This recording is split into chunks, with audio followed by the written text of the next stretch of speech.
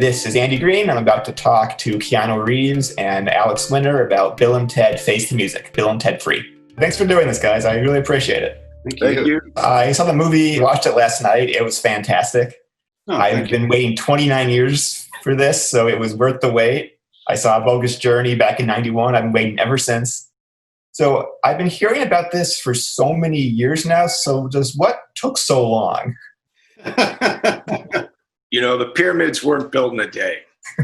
The writers came to us about 9 years ago with an idea. And, everyone involved with Bill and Ted, like Alex, myself, Chris Matheson, Ed Solomon, and the producer Scott Kroof who have been with the project from the beginning, have a real affection for the films. And when the writers came to us, we were like, yeah, we would love to see something. And we started to work on scripts and drafts, and then people would go away and come back. And it just was taking, a lot of time. Dean Parasil, the director, came on board, I guess like 5 years ago. And then as with Bill and Ted films, there's always some kind of business side of the show business side that, Alex can speak to this, but even the first film had stuff. I was like shelves for a year anyway. And then I think the overriding thing with that was just trying to tell a good story,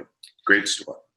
Yeah, that took time too. I mean, every piece of it, we were talking about this a lot as we went, because a lot of the same people were working on it, which was really great. But, as Keanu said, it was Chris and Ed hatched this idea, brought it to Keanu and myself years ago. We loved it. We thought it was very funny. We've talked over the years and just never really talked about doing a third one seriously, but this premise seemed very well suited to almost any age. Right. In fact, it almost gets better the older you are, which worked out in our favor because it turned out we were going to be significantly older when we actually made it.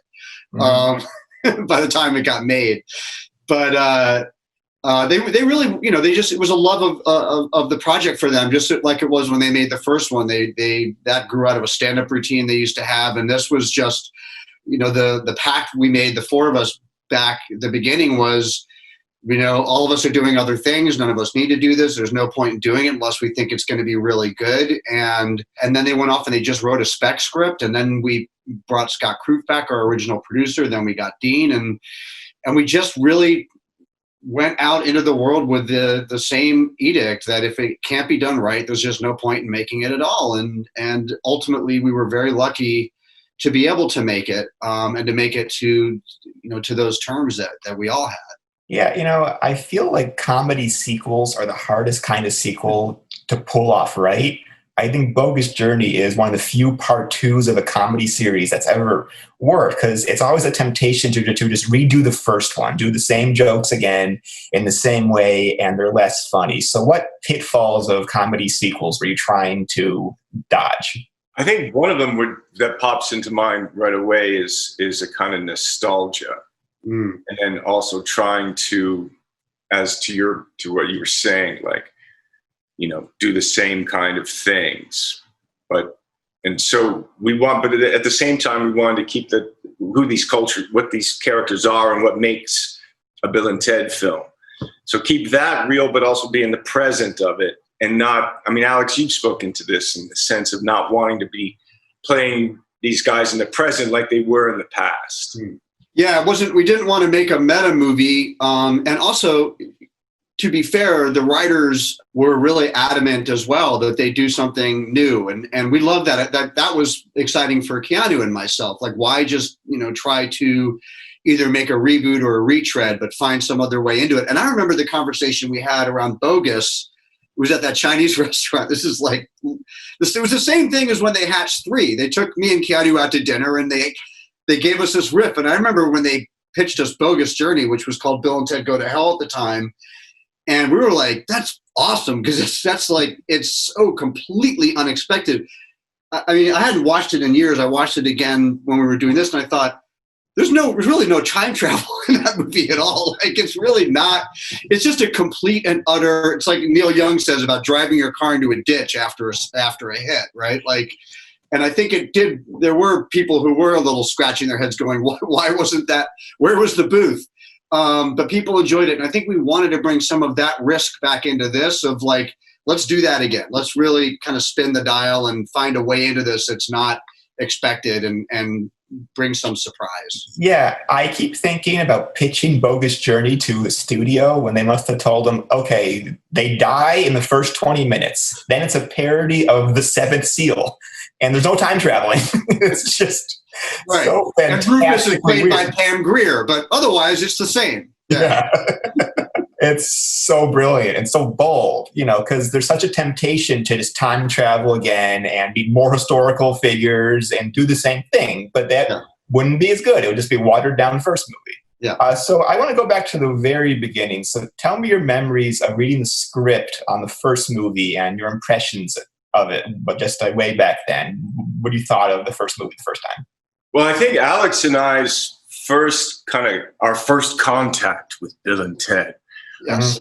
The audition process where we didn't really, I didn't get a script for the audition. Did you, Alex? No, I just got pages. Yeah. So we just got pages and I thought they were funny. In the audition process, there was a kind of Bill and Ted audition crucible. So there were about 10 actors, I would say.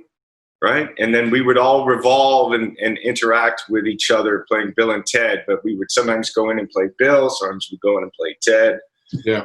And I think Alex and I probably came at it the same way, that we weren't commenting on the writing or the characters, and I think we played it we didn't play them as stoners, we weren't goofy. And I think that first lightning strike has been the continuity that brought us all the way through Face the Music. Yeah, I think that's absolutely right. I didn't really know what I liked about the pages when I got them was that, at that age, you're getting a lot of material and a lot of it is very samey. And a lot of it is in those days was, and I like John Hughes movies, but a lot of it was, sort of John Hughes.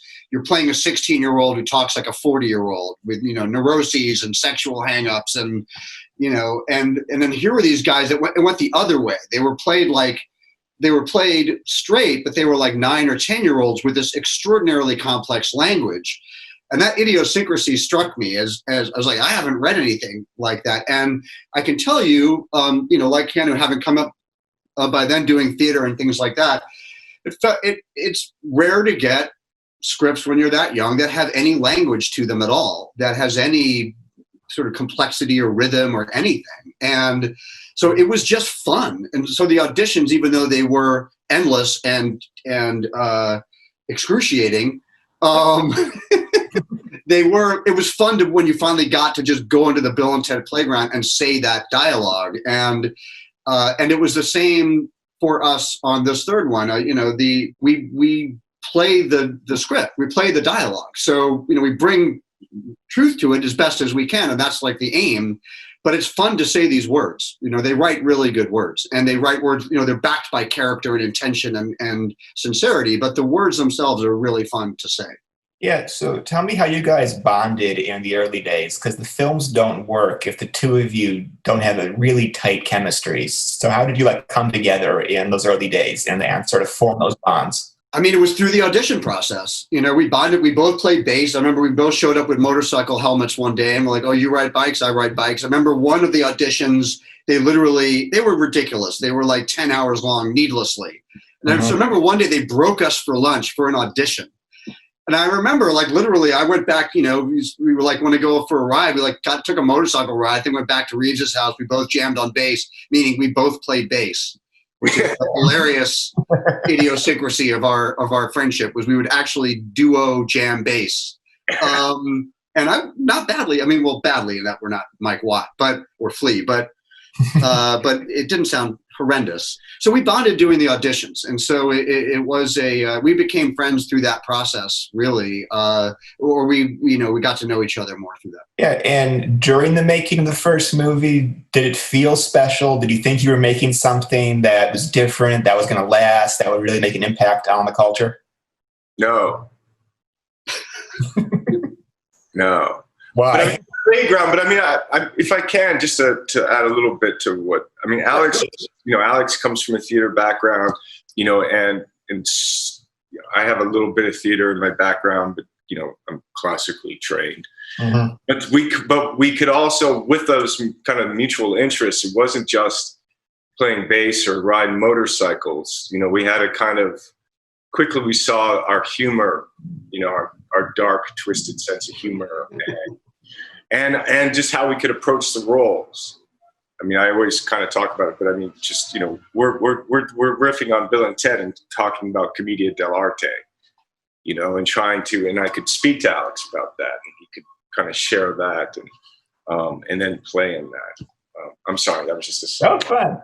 So they shelved the movie for a whole year. Did you think it was dead, that it wouldn't come out, or it would be straight to video and just die? Yeah, 100%. I mean, that's what Keanu was referring to. We not only, I remember one instance. My memory is pretty terrible, but I remember one instance when we were shooting the Socrates scene in Rome, and we're sitting there, sort of, holding the history book and looking at. I remember the take, right? I also remember that there was traffic noise everywhere because we were shooting in the Piazza di Venezia. And I remember Keanu and I looking at each other and going, like, literally right before they called action, going, dude, no one's gonna ever see this movie. No one's ever gonna see this movie, dude. No. Okay. Action. But sure enough, the movie got scrapped and was shelved, and we were told that it was never gonna be released, and it took a full year, which is, at that age, an eternity. So we both just moved on. Like, it wasn't even a consideration. We had an enormous amount of fun making it. We really enjoyed the people that we made it with. They were all very young. Everyone worked really, really hard. Bill and Ted movies are, well, all movies are hard, so I don't want to mischaracterize it, but they are really freaking hard. And they're very physical. They're very complicated from a tone standpoint. And it's not just us, everyone, writers, producers, directors, everyone's working their backsides off. They're never made for tons and tons of money, so they're always reaching way farther than the money we have. It's, they're one of those movies where, like, the frame looks really great, but if the camera moved like a quarter of a centimeter, you would see, like, chewing gum and string and, like, people hanging upside down trying to hold a piece of a set. And they're still like that. So it was disappointing, but we'd also both, we'd been around in the business, and so yeah, we didn't expect it to come out, and it was a kind of a sweet surprise when we were told that it was bought out of a fire sale by Nelson, and that they had tested the film and that had tested through the roof, the beginning of a little bit of hope. Just want to talk a bit more about Bogus Journey, because I just rewatched it. It's so fantastically weird. Do you ever worry that it was going too far off in an insane direction? I mean, there's two aliens that run into each other and like one big alien. I mean, it's just so bonkers. Yeah, it's fantastic. Did the studio balk at the weirdness? Did you get any resistance on making it so surreal? I mean, behind the curtain or inside baseball, while we were making the film, to Alex's earlier point, we always, the ambition of the films, the stories are always larger than the financial business appetite. Right. There was a point where Bogus Journey, the ending of that picture, went a particular way. Just one example would be huge rabbits chasing in a highway car chase. And where the studio, eventually I started calling it Bill and Ted's omitted adventure. Because we would get these, would just be omitted. I don't think it was a creative balking at it. I think, so I guess to answer your question, no. I wasn't really privy to the behind the scenes studio stuff, but I do know that, we did want to kind of make it large, an even bigger movie. Right. And then I think they were like, no. But I don't think creatively there was a kind of schism there. And I think what sells in a lot of ways is that William Sadler's take on death is so damn funny that the scene in which you play Battleship with him, I think that's one of the funniest scenes in the history of cinema. I mean, I've seen it 1,000 times, and when you're playing during Twister, I heave with laughter. It's the perfect comedy scene. Well, Sadler is a brilliant physical actor. I mean, he's a brilliant actor, full stop, but he is a brilliant physical actor. And there was a there were a lot of really joyful moments making 3. But I just remember the kind of feeling I had when we sort of like, I don't want to spoil anything, but when we sort of walk out of the doors and he greets us and we greet him for the first time in years. And I was like, and we shot it kind of in order, that sequence. I just remember thinking, oh yeah, here we go. We get to do this, we get to get back in the ring with Sadler. And it was as satisfying as expected. He was throwing all these ad libs out. They were all genius. And we just riffed, man. Like we get into that scene at the door, it's just like on like Grey Poupon. And that, it was, I know for me, because I've been on the other side of the camera mostly for years, that's what is so great about acting, right? Like, that's how I was, on the first week with Keanu, where like, I think we had to do some of our weirder stuff that week.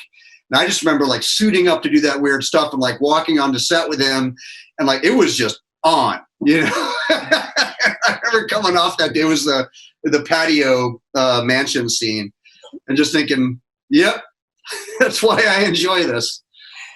Yeah, it's the genius of Chris and Ed to make a character like who's deaf, but he's also sullen and bitchy and everything. It's such a crazy place to take the character. It's the perfect comedy engine, I think. Yeah, and Sadler's very good at that. He's very good at playing the kind of the nuances of that. It's not, it is a weirdly nuanced performance.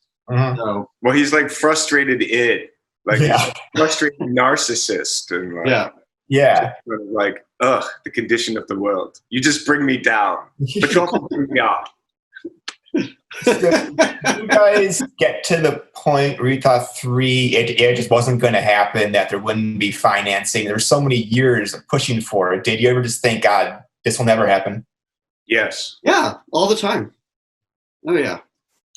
And so what drove you, Keanu, to keep pushing for it? Because you work all the time. You're in very big movies. Just what motivated you to keep pushing Hollywood to make this movie? I don't think I was pushing Hollywood to make it. At heart, I love the character. I love working with Alex. I love the writing of Chris and Ed. I love the world. Really, Alex was part of kind of like, well, there had to be a reason to do it. And I think the writers came up with a really great story. And over the years, people would talk to me about, are we going to do it again? Are we going to do it again? And then that started to become even more like we really felt like an interest in it. So internally, I love the characters. And then externally, people were like, people's enthusiasm for the characters became part of the reason why to make it. And then the only reason to make it was if there was a good story to tell. And that all came together. We really believed that, and it's been like this on every Bill and Ted movie. Every single, all 3 of them were like this, where it was always kind of ours to lose, meaning they're idiosyncratic movies, but we want them to be idiosyncratic movies. That's really important to us. That's not the kind of thing that's an immediate get for aspects of the industry. So it's always kind of ours to lose. And we knew we had to make a film that, while being idiosyncratic and having integrity, was entertaining enough to merit existing, right? So, and a lot of that's on the writers, frankly. And so that was the pressure that was on us from the beginning, was, there's got to be a reason to do this. Keanu and I would check in with each other a lot, all along the process of like, is this thing holding the line? And the writers did as well. Very, very important to them. And then ultimately that grew to Dean and to Scott and to the other members of the core team. But that was very much kind of the check-in all along the way. And the movies are a battle. They're a battle to get financed. They're a battle to make, like Keanu said about Bogus. And we had similar challenges on this one. The one funny thing I will say, because we're obviously older and much more involved, Keanu's produced movies at this point, and I produce my stuff that I do.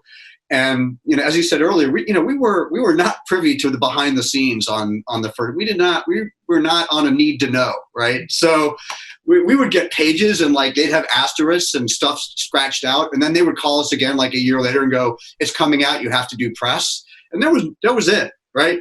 On this one, I remember Scott Kroof, the producer, saying, "Well, now you're going to see what it looks like behind the curtain of a Bill and Ted movie." And we were like Edward Munch in The Scream. It was almost better not to know. Right. So how much did the story change from first conception of part 3 to the finished script? Well, I can say that Bill and Ted having jet engines playing in the Grand Canyon as part of their music threnody is not in the final story. I'm sure getting to the story was tough because part 2 ends and Bill and Ted are a huge rock band playing the Grand Canyon, going to the moon, like cover all Rolling Stone. So where do you go from there? I'm sure it's a challenge to find a way to make it grounded again, right? I guess so. I think that was easier. That part of it was easier than one would expect, because in a way that's the comic conceit, because success is so fleeting and it is so mercurial. And, right. The idea that that things did not continue as planned is just a good comic joke because it's just true, right? It's funny because it's true. It's the adage that your life that you think is prescribed is absolutely not going to go as planned. And so there was a relatability to that at its core that I think that Keanu and I thought was hilarious from the get-go. I think that was one of the first things they said was, okay, cut to 25 years later, and it didn't work.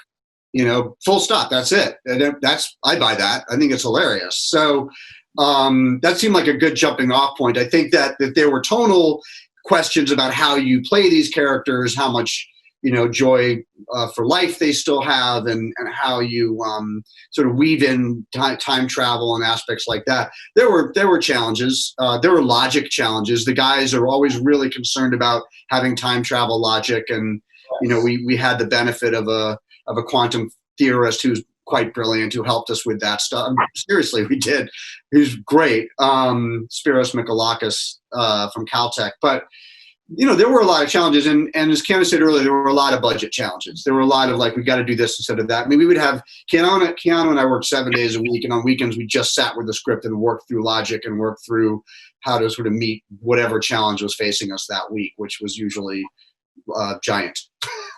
Do you see any big difference between Bill and Ted? Like, the characters are so similar and so locked together. You're almost like Siamese twins in a way. Just where do you see big differences in their personalities? Certainly internally, I think they're markedly different, and I think there's a kind of a salt and pepper or sweet and sour vibe to them. I mean, it fluctuates; it's not very black and white, but that's where a lot of the comedy comes from. Even internally within a scene, there's usually some sort of internal diametric opposition, not in terms of our goals or our worldview, but even just emotionally or in terms of how we're responding to a challenge or a crisis that's in front of us. That I think is where a lot of the comedy comes from. I think that our energies are actually quite different as well, which I think there's a lot of comedy in that. And I not to the point of not getting too pedantic about it.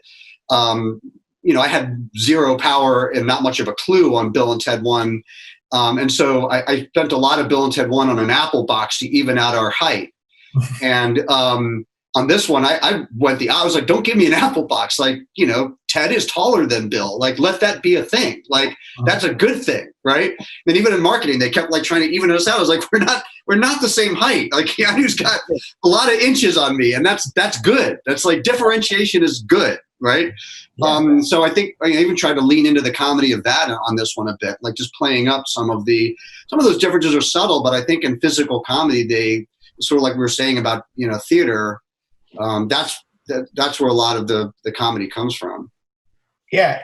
So how did it feel on the first 2 days of filming when you're back in character for the first time in 29 years and you're working with the same people, and there's William Sadler and there's the actor who's playing your dad, Keanu? I'm sure it felt surreal to be back in that world after so many decades.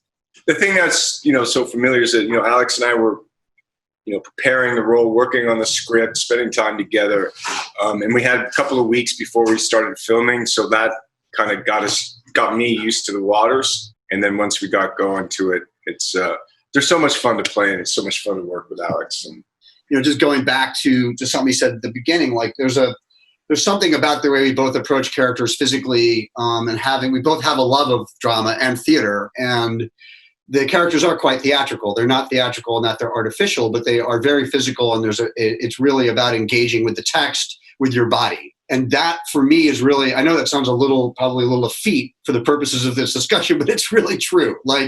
For me, when we started work on the first day, were really sort of by day 1, day 2, day 3, it wasn't so much like, oh, I've known you a long time, so this is nice or whatever. It was really like we're both engaging with the text with our bodies again. And that's really fun to play, and it's really fun to work off someone else who's doing that and coming at it the same way. And that's why Sadler fits in this world so well, because that's very much the way he acts. And not everyone does that. And it's not like it's bad if they don't. It's just not how everyone approaches acting. And that, for me, is why I found the returns relatively effortless, was just because just getting back in the ring with Keanu in that way, we just do, it's very natural. Like, I'll do a riff, he'll do a riff. He'll do something, I'll riff. I don't even think about it, It's a fun playground to be in. Yeah, I'd love to hear a bit about Chris and Ed and just what makes them just so unique as writers, because they infuse so much heart in the story, which it could be just a goofy movie that is not grounded, but you really care about the characters. You care about their dynamic and their relationships. You talk about how Chris and Ed are so talented at balancing those two things. Yeah, I mean, they've created these two characters that have a unique voice, and they are the shepherds. Well, we might be shepherds. They're creators, but they're shepherding too. And the wordsmithing the wordsmithing with just the intention, the kind of heightened reality, but grounded in reality. They have the métier of the characters. I think they care so much about the characters. I mean, for me, I still relate to it as, a privilege to be kind of handed a flame. Here is the flame of Ted Theodore Logan. Mm-hmm. And I will take care of it. I will honor and treasure it. But they also say, and make it your own. And so, which is a wonderful collaboration. And they have their kind of polar opposite, yet the same kind of dynamic too, which I think is part of the energy of it. Yeah, and they made you guys age appropriate, that there's always a danger that you're going to be playing teenagers that are older now, but you cared about your marriage and your children. This was Bill and Ted, they were age appropriate, but yes, to themselves, which is a very cool balance to walk also. Yeah, and the thing is that was a question we got asked a lot, even as it was being developed, was how are you going to play those guys at this age? And the fact is, I know a lot of people who are very similar to the way they were in their teens and 20s. Not everyone is. Some people really radically change, and some people really don't. Their dress, the way they wear their clothes, the way they move physically, the way they approach the world, and especially in music. I have a lot of friends who are musicians, and music is such a, I don't know, pure is the right word, but it's it's a very sort of essential art form. And a lot of my friends who are musicians are the same as they were when they were 19 or 20. So I know for myself, I was taking a bit from that because I wanted to play, we were very intent on playing these guys authentically. Right. So it wasn't about like trying to imitate who we were as much as looking at the world in a way as people who are very similar to the way they were, but in a way they're also very different. And we wanted to lean into that as well. I think the timing is good in a way that people are really ready to escape to fantasy world and laugh again. There's so few great comedies out there these days that a really funny one, I just think that the world is ready to just embrace it. That's how I'm seeing it. Okay, good. We'll go with that. Yeah. I hope so. I mean, Dean made a wonderful film, and everybody who's been working on it. So there's a lot of love in the meal that is prepared. So from the second it started, I was just smiling. It was like seeing old friends again. Again, I've been waiting 29 years for this. I was 10 years old. I'm almost 40. So I think lots of people are in my same shoes, that there's a hunger to see these two guys again. That's great. I love that. And you get to see a lot of different versions of these guys. That is true. Yes, you do. Yes, you do. Yeah. Yeah, there's so many prosthetics and bald caps. I mean, I'm sure that was a blast. Yeah. Do you see any chance of a part 4? I don't know.